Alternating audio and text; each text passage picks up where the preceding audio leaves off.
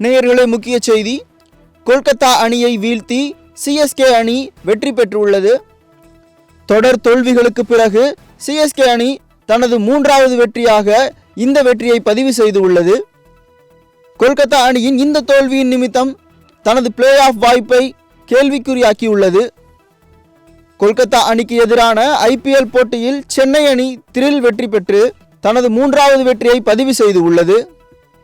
முதலில் ஆடிய கொல்கத்தா 6 விக்கெட்டுகள் இழப்பிற்கு 179 ரன்கள் எடுத்தது. 180 ரன்கள் இலக்குடன் ஆடிய சென்னை அணியில் தொடக்க வீரர் இருவரும் டக் அவுட் ஆகி அதிர்ச்சியை ஏற்படுத்தினர். சென்னை அணியில் டெவால் பிரீவிஸ், உட்வில் பட்டேல் அதிரடியாக ஆட்டம் ஆடினர். கடைசி ஓவரில் இலக்கை எட்டி 2 விக்கெட்டுகள் வித்தியாசத்தில் சென்னை அணி த்ரில் வெற்றி பெற்றுள்ளது.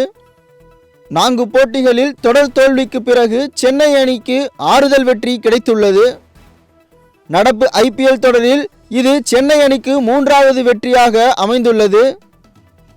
கொல்கத்தா அணியின் ஹேட்ரிக் வெற்றியை தடுத்து அந்த அணியின் பிளே ஆஃப் வாய்ப்பை கேள்விக்குறியாக்கியுள்ளது சிஎஸ்கே அணி. நேயர்களே, முக்கிய செய்தியாக பார்த்து கொண்டிருக்கிறோம்.